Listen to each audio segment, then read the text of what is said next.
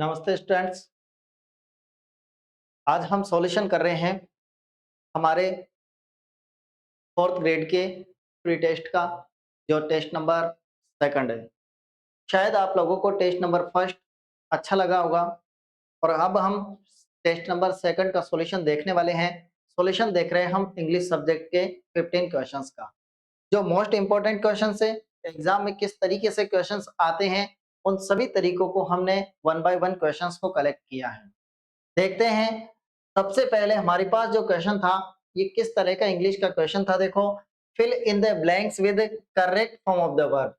अब यहाँ हमें देखना है correct form of the verb को फिल इन द ब्लैंक्स करना है। टेंस नामक टॉपिक से लिया गया correct form of the verb का क्वेश्चन है। I always my breakfast at 7:30 AM। देखो आप लोगों ने इसमें क्या किया होगा, यहाँ देखो ऑलवेज, ये ऑलवेज ऐसा वर्ड है, आइडेंटिफिकेशन वर्ड है। इस वर्ड से पहचान होती है कि यहाँ जो टेंस है वो कौन सा टेंस है, प्रेजेंट सिंपल टेंस है साहब। कौन सा है, प्रेजेंट सिंपल टेंस। और प्रेजेंट सिंपल, जब यहाँ सिंपल सेंटेंस है तो हम क्या भरने वाले हैं, वर्ब की फर्स्ट फॉर्म या फिर वर्ब के अंत में एस या ईएस को फिल इन द ब्लैंक्स करने वाले हैं। जब यहाँ देखे आई, तो आई के साथ क्या आएगा, आई के साथ वर्ब की फर्स्ट फॉर्म आएगी। अगर ही शी इट और सिंगुलर होता तो हम यहाँ फिल इन द ब्लैंक्स करते किसको, टेक्स्ट को। वरना देखो यहाँ पे आई के साथ क्या आने वाला है, टेक आने वाला है। अगर आपने ये ऑप्शन लगाया होगा तो निश्चित रूप से आपके करेक्ट होगा। पहले में ऑप्शन नंबर ए आपका करेक्ट था। आगे चलते हैं और नेक्स्ट क्वेश्चन हमारे पास किस तरह का था, और तो ये आना ही नहीं है, टेक्स है, हैड टेकन है, हैव टेकन है। ये हैव टेकन कब आता, जब यहाँ पे ऑलरेडी होता। देखो दोनों में डिफरेंस करना, ये ऑलरेडी है ना, लगते सेम टू सेम, एक जैसे लगते, कभी पहचान नहीं पाते हैं हम। ऑलवेज है इसलिए ये भरा, ऑलरेडी होता तो हम हैज टेकन या हैव टेकन को फिल इन द ब्लैंक्स करते। कंप्लीट है। आगे चलते हैं और आगे हमारे पास नेक्स्ट सेंटेंस, आपका सेकंड सेंटेंस कौन सा था, I was teaching English when he the classroom. अब यहाँ देखिए वाज एंटर्ड आएगा, वाज एंटिंग एंटरिंग आएगा, वाज एंटर्ड आएगा, वर एंटर्ड आएगा या एंटर्ड आएगा। यहाँ जब हम क्वेश्चन को देख रहे हैं तो इस क्वेश्चन से पता चल रहा है कि ये क्वेश्चन कैसा है। आपने देखा होगा कि यहाँ पर वाज टीचिंग है, और वाज टीचिंग को जब आपने देखा होगा तो आपने यहाँ आईएनजी देखा है, तो इधर भी क्या भर दें हम, आईएनजी भर दें। और बहुत सारे स्टूडेंट्स ने वाज एंटरिंग को फिल इन द ब्लैंक्स किया होगा, लेकिन यहाँ ये अनकरेक्ट ऑप्शन है। देखो वेन किसको बताता है, वेन बताता है पॉइंट को। किसको बताता है, पॉइंट को, है ना। एक पॉइंट को बताता है और पॉइंट को बताता है, इसलिए यहाँ पर क्या आना है, यहाँ पर वर्ब की सेकंड फॉर्म आना है। क्यों, क्योंकि यहाँ पर वाज टीचिंग है, मतलब पास्ट टेंस है, तो उधर भी क्या आएगा, पास्ट टेंस ही आएगा। ऐसा नहीं कि आप प्रेजेंट टेंस को ले आए, वैसे यहाँ पर प्रेजेंट वाला ऑप्शन है नहीं, तो देखो वाज एंटर्ड आएगा। यहाँ पे इनका कोई कनेक्शन नहीं है, पैसिव कंस्ट्रक्शंस के सेंटेंस नहीं है। आगे यहाँ पर वर एंटर्ड भी नहीं आएगा। ही के साथ देखें केवल एक ही ऑप्शन करेक्ट है, वो है डी वाला एंटर्ड। अगर आपने एंटर्ड को फिल इन द ब्लैंक्स किया हो तो निश्चित रूप से आपके पास करेक्ट ऑप्शन था। नेक्स्ट आगे चलते हैं, यहाँ डी वाला ऑप्शन करेक्ट था। और अगला जो सेंटेंस है, याद रखेंगे ऐसे वेन वाले सेंटेंस को। नेक्स्ट चले और अगला जो क्वेश्चन हमारे पास किस तरह का, question number third, change the following sentence into indirect speech. अब इनडायरेक्ट स्पीच वाला जो सेंटेंस आया है ये किस तरह का है, the teacher said boys don't waste your time. अब यहाँ फुल स्टॉप लग रही है, यहाँ फुल स्टॉप लग रही है, तो क्या ये सिंपल सेंटेंस है, ना बाबा ना। सिंपल सेंटेंस क्यों नहीं है, क्योंकि देखो यहाँ से बॉयज, अब यहाँ टीचर सेड द बॉयज, अब यहाँ ऑब्जेक्ट कौन है, बॉयज। ये बॉयज क्या है हमारे पास, ऑब्जेक्ट है। ये इसने इस तरफ दे दिया ऑब्जेक्ट को। कंप्लीट है। आगे चलते हैं, डोंट से स्टार्ट है और फुल स्टॉप लग रही है, तो यहाँ पर जो सेंटेंस है हमारे पास, ये किस तरह का सेंटेंस है, इंपेरेटिव सेंटेंस है। इंपेरेटिव सेंटेंस जो वर्ब की फर्स्ट फॉर्म से स्टार्ट हो, डू से स्टार्ट हो, प्लीज काइंडली से स्टार्ट हो, इस तरह का यहाँ पर सेंटेंस है। तो ये इंपेरेटिव सेंटेंस है, तो यहाँ सेड हम टोल्ड में कभी नहीं बदलेंगे, क्योंकि सिंपल सेंटेंस नहीं है, तो टोल्ड वाला तो ऑप्शन यूं खत्म हो गया। इस तरीके से निकालेंगे हम। यहाँ देखो सेड है तो ये भी खत्म है। इंपेरेटिव सेंटेंस में क्या आता है, इंपेरेटिव सेंटेंस में हमारे पास या तो एडवाइस आती है, कंप्लीट है, या फिर सेड टू को किस में बदलते हैं, ऑर्डर्ड में, ये ऑर्डर्ड में बदलेंगे। प्लीज काइंडली हैं तो रिक्वेस्टेड लाएंगे, किसको लाएंगे? रिक्वेस्टेड लाएंगे। और इन्वर्टेड कोमा की जगह किसका यूज होता है साहब? इस सेंटेंस में टू का यूज होता है। तो हमने दो दो सेंटेंस दो ऑप्शंस को तो आसानी से निकाल दिया। अब आगे चलते हैं, दो ऑप्शन है हमारे पास बी और सी। तो यहाँ देखो ऑर्डर दे रखा है और यहाँ है हमारे पास एडवाइस, बस ये अंतर है, बाकी सेंटेंस दोनों सेम है। तो द टीचर सेड, टीचर ने किससे कहा? बॉयज से कहा। क्या कहा? डोंट वेस्ट योर टाइम, आपके समय को बर्बाद मत करो। तो यहाँ पर जो ऑर्डर है, नहीं ना, ये क्या है? एक एडवाइस है, और एडवाइस है तो यहाँ पर ऑर्डर वाला बिल्कुल गलत हो गया, और जो करेक्ट ऑप्शन हुआ हमारे पास सी वाला करेक्ट ऑप्शन हुआ। अब क्या बनाए साहब? हमने देखो बिना ऑप्शन को पढ़े ही सेंटेंस को कवर अप कर दिया। क्यों कर दिया? क्योंकि हमने ऑप्शन को देखा और ऑप्शंस को निकाले। ये हमारा स्ट्रॉन्ग मेथड है। अगर हम वन बाय वन ऑप्शंस को निकालते हैं तो यूं ही करेक्ट आंसर ले आएंगे, वरना ऐसे तो आप देखते ही जाओ, पढ़ते ही जाओ, आप पढ़ोगे यूं ही टाइम वेस्ट हो जाएगा बहुत सारा। तो जब हम देखें तो द टीचर, और यहाँ पे सेड का क्या बदल गया? एडवाइस्ड बदल गया, द बॉयज लिख दिया, है ना। लेकिन बॉयज हैं तो बॉयज भी और द बॉयज बात बराबर है। नेक्स्ट यहाँ देखिए डोंट है तो नॉट टू बन गया, क्योंकि टू कनेक्टिव है। ये बेस्ट ऐसा का ऐसा ही। योर का क्या बन गया? सेकंड फॉर्म है। बॉयज से क्या आ गया? देर आ गया और टाइम आ गया। कंप्लीट है। तो आगे जब हम चले क्वेश्चन नंबर, और किस तरह का हमारे पास था next question, change the following sentence into passive voice. Passive voice change करना है। पैसिव वॉइस किस तरीके से चेंज करेंगे? पैसिव वॉइस में तो we should plant trees on the road side. Passive voice में आपको याद है कि सबसे पहले हम ऑब्जेक्ट को क्या बना देते हैं? सब्जेक्ट बना देते हैं, नंबर पहली चीज। दूसरी चीज क्या है हमारे पास? सिंपल सेंटेंस की बात कर रहा हूं, है ना। दूसरी चीज क्या है हमारे पास? जो हेल्पिंग वर्ब है, उस हेल्पिंग वर्ब का चेंजिंग करते हैं, है ना। और थर्ड जो चीज है वो क्या आती है? वर्ब की थर्ड फॉर्म आती है। चौथे नंबर पर क्या आता है? हमेशा बाय आता है। और पांचवें नंबर पर क्या आता है? जो सब्जेक्ट है साहब, उस सब्जेक्ट को क्या बना देते हैं? ऑब्जेक्ट बना देते हैं। ये जनरल है, नो प्रॉब्लम। सबसे पहले ऑब्जेक्ट को सब्जेक्ट बनाएंगे तो हमारे पास ऑन द रोड, ये ऑब्जेक्ट नहीं है ना। ये एक ऐसा वर्ड है जिसको सबसे बाद में लिखना है। ये एक ऐसी फ्रेज है जिसको सबसे बाद में लिखना है। हमारे पास क्या है? ट्रीज, ये ऑब्जेक्ट है, तो ट्रीज को आगे लिखेंगे। यहाँ पे देखो वी आ रहा है आगे, ये गलत है, वी से स्टार्ट कर दिया। यहाँ पे एक और सेंटेंस है, ये वाला we should be plant trees on the road side, ये भी गलत है ना। यहाँ पे अंतर क्या है? इसमें यहाँ प्लांटेड है और यहाँ प्लांट है, बस इतना अंतर है। कंप्लीट है। तो देखो ये दोनों तो ऑप्शन निकल गए, ये गलत है। आगे चलते हैं। अब ट्रीज को आगे इन दोनों में लाया गया है, सही है। यहाँ शुड है तो शुड का शुड भी बन गया, यहाँ तक भी करेक्ट है।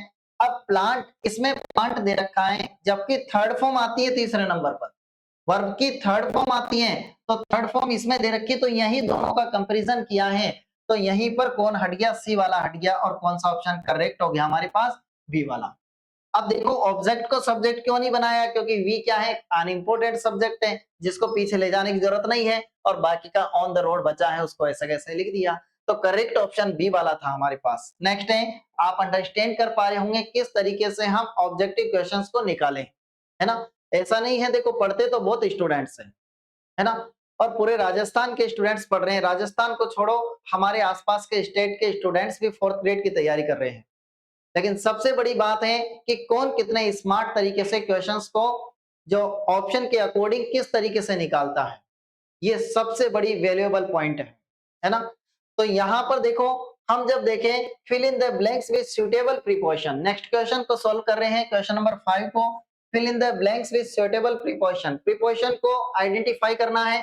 द ब्लाइंड मैन, जो अंधा व्यक्ति है, फेल द वेल, कहाँ गिर गया? कुएं में गिर गया। हमने हमारी क्लास में इस तरह के बहुत सारे जो सेंटेंस है उनको कवर अप कराए हैं, और प्रीपोजिशंस को वन बाय वन देखा है।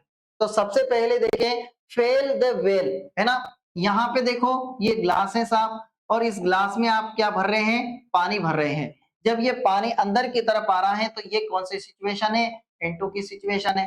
और ये पानी देखो इसमें भरा हुआ है, तो ये कौन सी सिचुएशन है? इनकी सिचुएशन है। कंप्लीट है।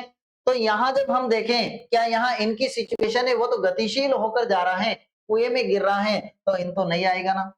अगर वो अब कुएं में हमने जाके देखा बाद में कि यार गिर गया, कुएं में है अंदर, तो फिर इन है, लेकिन क्या हो रहा है यहाँ पे फेल हो रहा है, तो इनटू की सिचुएशन है और करेक्ट ऑप्शन कौन सा था आपके पास, बी वाला। विद इन का मतलब एक अंदर है और अंडर का मतलब नीचे, तो यहाँ पर देखो अंडर की सिचुएशन क्या होती है, अंडर की सिचुएशन ये है ना, तो कुएं के भी नीचे, अरे और कहाँ परत में जाएगा, है ना। तो यहाँ जब हमारे पास ऑप्शन नंबर कौन सा करेक्ट था, बी वाला। कंप्लीट है। नेक्स्ट चले और आगे क्वेश्चंस हमारे पास किस तरह का प्रश्न था, देखो नंबर 6 है, there is no player the stadium. अब स्टेडियम में प्लेयर नहीं है, अब स्टेडियम की बात चल रही है, तो स्टेडियम में देखो इनटू, इनटू तो कहीं पर अंदर जाना है, तो यहाँ पर ये तो आना नहीं है। अपॉन का सिचुएशन क्या होती है, अपॉन की सिचुएशन ये है ना, अपॉन की सिचुएशन क्या है, अप ऑन, मतलब जम्प्ड अपॉन, है ना। तो ये अपॉन की सिचुएशन है साहब, यहाँ देखो स्टेडियम के ऊपर, तो ये तो इम्पॉसिबल है ना, भाई धरती पे तो रहेगा, स्टेडियम की जमीन पर रहेगा, अपॉन थोड़ा ना होगा। नेक्स्ट सिचुएशन क्या है हमारे पास, ओवर की सिचुएशन, ये ओवर की सिचुएशन की तरह है ना, यहाँ अपॉन का ये सिचुएशन हुई और ओवर, ओवर की सिचुएशन डोंट टच। कंप्लीट है, तो ये दोनों एक जैसी सिचुएशन हो रही है लगभग, तो यहाँ पर ऑप्शन जो करेक्ट है वो कौन सा है, ए वाला, क्योंकि स्टेडियम में है और एक बाउंड्री है, जहां बाउंड्री है वहीं क्या है, इन है। कंप्लीट है।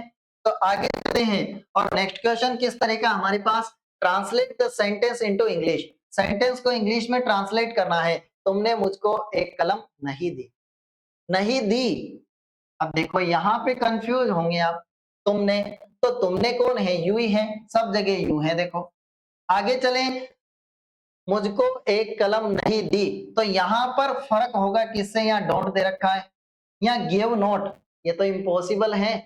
गिव नोट वर्ब की सेकंड फॉर्म और फिर नोट, अरे डिडंट गिव ये आना चाहिए ना, यहाँ क्या आना चाहिए, डिडंट गिव, है ना, डिडंट गिव आना चाहिए, लेकिन ऐसा तो कभी इम्पॉसिबल है साहब, ऐसा तो हो ही नहीं सकता है गिव नोट आए, है ना, तो ये ऑप्शन तो खत्म हो गया।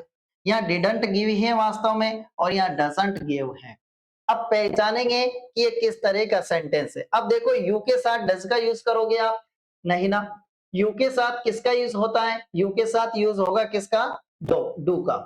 कंप्लीट है, क्योंकि ये क्या है, प्लुरल में आता है, तो ये भी आपका ऑप्शन खत्म। अब बच रहा है हमारे पास फर्स्ट और थर्ड ऑप्शन, कौन सा ऑप्शन करेक्ट रहेगा, तुमने मुझको एक कलम नहीं दी, मतलब कलम पहले दे चुके हैं ना, पहले दे चुके हैं और अब बात कर रहे हैं, तो ये पास्ट बन गया ना, पास्ट बन गया, तो यहाँ पर पास्ट टेंस है, तो पास्ट है, तो पास्ट की जो हेल्पिंग वर्ब है वो डोंट तो नहीं आएगी ना, क्या आएगी साहब, डिडंट गिव। कंप्लीट है, यू डिडंट गिव में हैपन, और ये आपका करेक्ट ऑप्शन बना कौन सा वाला, सी वाला है। यहां तक आपको कोई प्रॉब्लम।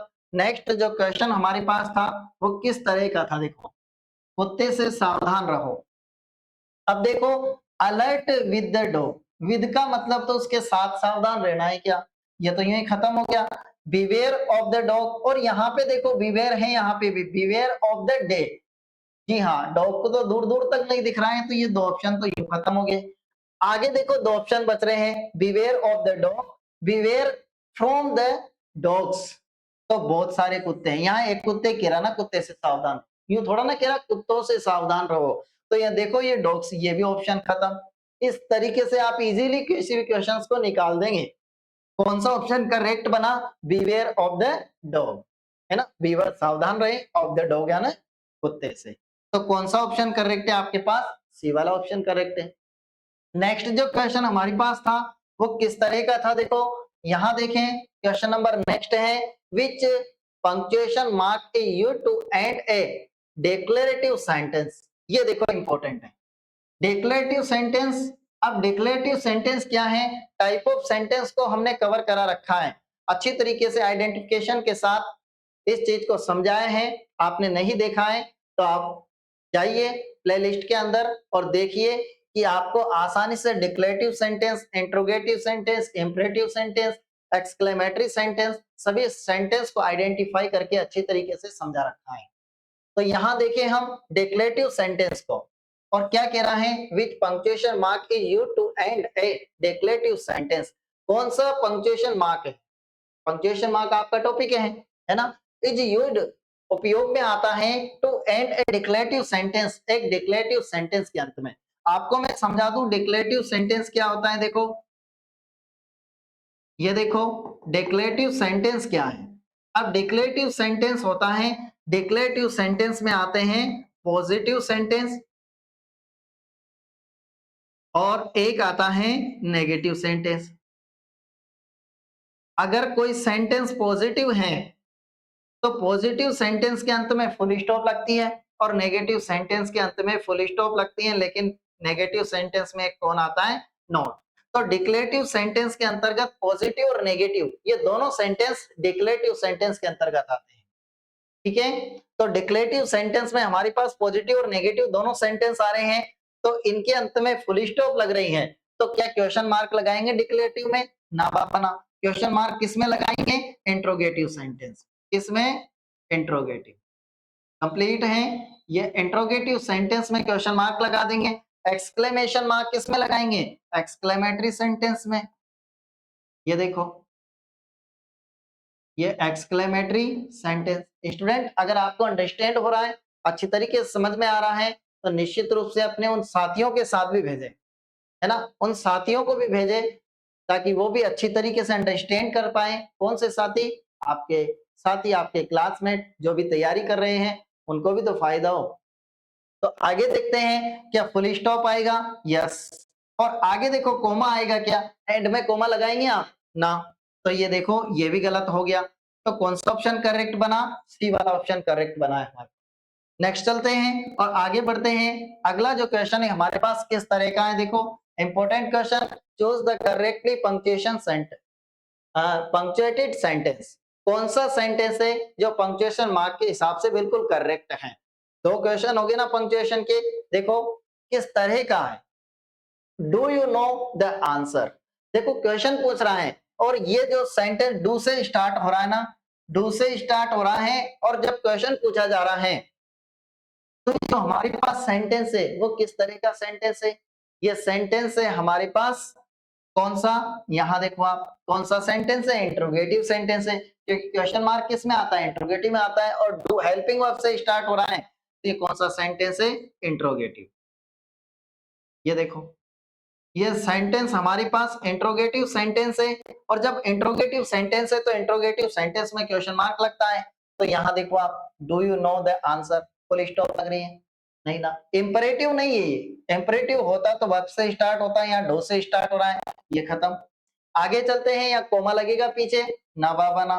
आगे देखो आप क्वेश्चन मार्क हो सकता है, आगे और देख ले, do you know the answer, यहाँ देखो एक्सक्लेमेटरी मार्क्स लग रहा है, तो ये भी गलत है। कौन सा करेक्ट है साहब? ये करेक्ट है सी वाला। और क्या ऑप्शन करेक्ट है? C, do you know the answer, और क्वेश्चन मार्क लग रहा है इसलिए ये करेक्ट है। बाकी के अनकरेक्ट क्यों हुए? इनके पंक्चुएशन मार्क के हिसाब से अनकरेक्ट। आगे चलते हैं, सी वाले ऑप्शन को करेक्ट करने के बाद नंबर 11 है हमारे पास, और नंबर 11 को देखते हैं, सेंसस। तो ये क्या है? इसका हिंदी रूप लिखना है, ऑफिशियल ग्लोसरी से रिलेटेड है। ये क्या है हमारे पास? ये है जनगणना। कंप्लीट है। जब जनगणना को, और ऑप्शन कौन सा करेक्ट है यहाँ पे? ए वाला ऑप्शन करेक्ट है, जनगणना। अब प्रॉब्लम ये है हमारे पास, क्या प्रॉब्लम आई है? प्रॉब्लम ये है कि हम और चीज को भी तो कंप्लीट करें। और क्या है? गणना क्या है? गणना कैलकुलेशन है। ये देखो ये कैलकुलेशन बन गया गणना। आगे देखिए मतदान क्या करोगे आप? यहाँ पे मतदान क्या है? वोटिंग है। ठीक है, ये देखो आगे चलते हैं, और सर्वेक्षण क्या है? सर्वे है। ये कंप्लीट है, तो हमारे पास करेक्ट ऑप्शन कौन सा था? ए वाला। आगे चलते हैं, और नेक्स्ट एक और क्वेश्चन है हमारे पास जो ऑफिशियल ग्लोसरी से रिलेटेड है, और यहाँ पार्लियामेंट दे रखा है, पार्लियामेंट का हिंदी पर्याय देखना है। तो पार्लियामेंट का विधानसभा है, विधान परिषद है, संसद है, कि राज्यसभा है? अब देखो विधानसभा विधान परिषद ये दोनों कहाँ होते हैं साहब? राज्य में है। और जबकि संसद है ये केंद्र का मैटर है, और राज्यसभा भी केंद्र का मैटर है। तो पार्लियामेंट, पार्लियामेंट का मतलब है संयुक्त रूप है, और ये किसका रूप है? संसद का रूप है। तो यहाँ पर जो करेक्ट ऑप्शन बन रहा है वो कौन है? सी वाला, है ना। पार्लियामेंट बहुत सारे स्टूडेंट्स ने विधानसभा लगाया होगा, बहुत सारों ने विधान परिषद लगाया होगा, बहुत सारों ने राज्यसभा भी लगाया होगा, लेकिन यहाँ पर देखें तो देखो विधानसभा क्या होती है? विधानसभा होती है असेंबली, है ना? क्या है साहब? असेंबली है ना? असेंबली। विधान परिषद क्या होती है? लेजिस्लेटिव काउंसिल है। क्या है? लेजिस्लेटिव काउंसिल, ठीक है? ये लेजिस्लेटिव और काउंसिल कंप्लीट है। आगे चले हम, संसद हो गया। राज्यसभा देखो आप, ये स्टेट हाउस है ना? क्या है साहब? स्टेट हाउस है। अब स्टेट हाउस का मतलब काउंसिल ऑफ स्टेट्स है, ठीक है? ये देखो, ये काउंसिल ऑफ स्टेट्स कंप्लीट है। तो इस ऑप्शन को आपने करेक्ट किया होगा स्टूडेंट्स। यहाँ पर सी वाला संसद करेक्ट हो रहा है। नेक्स्ट क्वेश्चन किस तरह का हमारे पास? नेक्स्ट है question number 13। Change simple sentence into interrogative sentence. Simple sentence को इंट्रोगेटिव बनाना है। अब कैसे इंट्रोगेटिव बनाएंगे? We have seen this movie. हम इस मूवी को हैव सीन देख चुके हैं, कंप्लीट है। और यहाँ पर हैव सीन मतलब प्रेजेंट परफेक्ट है, प्रेजेंट परफेक्ट है। अब इसको इंट्रोगेटिव बनाएंगे तो किस तरीके से बनाते हैं? क्या आगे डू आ जाएगा क्या? देखो यूं ही निकलेंगे ऑप्शन, अभी देखना किस तरीके से ऑप्शन निकालते है ना। तो देखो सबसे पहले आगे क्या डू आएगा ना बाबा, ना आगे हैव आएगा ना। क्यों हैव आएगा? क्योंकि हम इंट्रोगेटिव बना रहे हैं और हेल्पिंग वर्ब आगे आ जाएगी, तो ये डू आगे नहीं आएगा। क्या वी से ही स्टार्ट हो जाएगा कि ना बाबा ना, ये भी गलत है। क्या यहाँ पर डिड आगे आएगा क्या? ना। देखो ऑप्शन तो आपने पढ़े ही नहीं, और बिना ऑप्शन पढ़े ही क्वेश्चंस को कंप्लीट कर दिया केवल स्कीम को देखकर। हैव आगे आ गया तो यही राइट है, बस खत्म। और कौन सा ऑप्शन है? डी वाला, have we seen this movie, और कंप्लीट हुआ। नेक्स्ट चलते हैं, आगे चलते हैं, और क्वेश्चन नंबर सेकंड लास्ट बोले तो 14। यहाँ जब देखें which word is wrongly used, correct this sentence. कौन सा वर्ड है जो गलत यूज हुआ है? अब इस सेंटेंस को क्या करना है? करेक्ट करना है, और चूज ए करेक्ट ऑप्शन, एक सही ऑप्शन का चुनाव करना है। I am worked here since 2010। तो देखो सिंस 2010, यहां जब देखें ये सिचुएशन आती है हमारे पास परफेक्ट कंटिन्यूअस की, और कभी कभी ये सिचुएशन हमारे पास परफेक्ट में भी आ जाती है ना।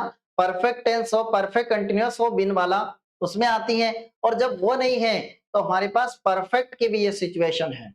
जब हम देखें तो आई एम वर्कड, अब देखो यहाँ पे एम आ रहा है, एम तो नहीं आना चाहिए ना। क्यों नहीं आना चाहिए? यहाँ या तो हैज आए, कंप्लीट है, यहाँ आए देखो ये है सिंस फॉर, तो क्या आएगा? या तो हैज आएगा या हैव आएगा, कंप्लीट है।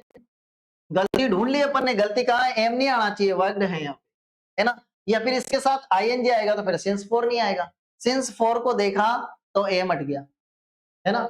सिंस फोर को देखने से एम हटाएं और थर्ड फॉर्म तो आ रही है। तो यहाँ देखें हैज हैव आना चाहिए, या फिर यहाँ हेड आना चाहिए, या फिर यहाँ पर विल हैव आना चाहिए, या फिर शेल हैव आना चाहिए।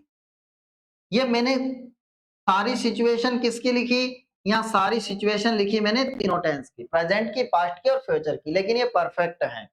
अब देखो I have worked here since 2010, क्या ये करेक्ट है?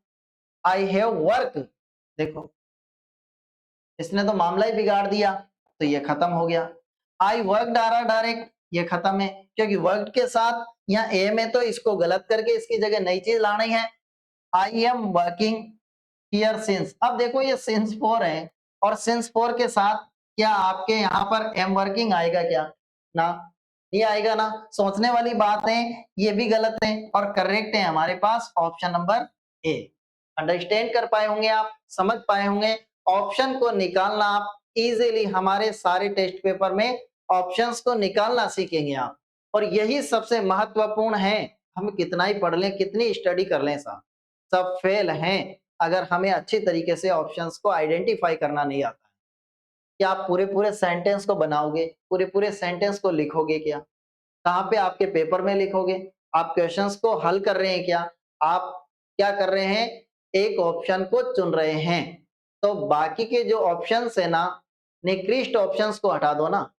आराम से आपको क्वेश्चन मिल जाएगा, आप आराम से आपको अच्छा ऑप्शन मिल जाएगा जो करेक्ट हो रहा है।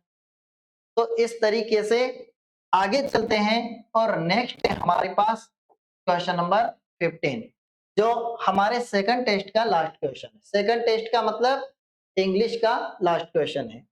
Choose the wrongly used word. कौन सा जो वर्ड है वो रॉन्ग यूज्ड हुआ है, गलत यूज्ड हुआ है। He didn't refuse my offer। अब यहाँ देखो रेफ्यूड है ना, रेफ्यूड है तो यहाँ पर या तो हेड आना चाहिए या फिर हैजेव आना चाहिए, वही सिचुएशन।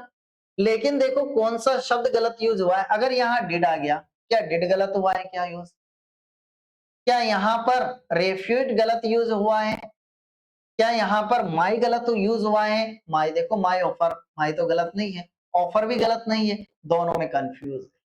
किसको किस तरीके से कंप्लीट करें, कौन गलत यूज हुआ है? तो डिड नॉट ऐसा, और डिड के साथ नॉट आता है तो ये रेफ्यूज नहीं आना चाहिए फिर, क्योंकि डिड आ गया तो वर्ब की फर्स्ट फॉर्म आएगी और क्या होगा यहाँ पे, डिड नॉट और रेफ्यूज, ये केवल है ना, क्योंकि डिड आ गया तो रेफ्यूज रहेगा, रेफ्यूज नहीं होगा, है ना। ये डी ई डी गलत यूज हुआ है। तो कौन गलत यूज हुआ है साहब? रेफ्यूज गलत यूज हुआ है। कंप्लीट है। और कौन यहाँ पे क्या आना चाहिए था इसकी जगह? ये आना चाहिए था, ये वाला कंप्लीट है। और हमारे पास इसमें जो करेक्ट ऑप्शन था वो कौन सा ऑप्शन था? बी वाला कंप्लीट है। स्टूडेंट अंडरस्टैंड कर पाए होंगे आप अच्छी तरीके से।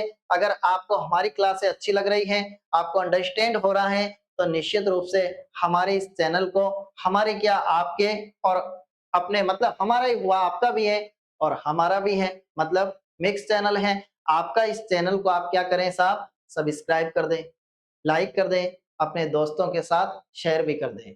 Yes students, with best of luck, now we will meet after some time।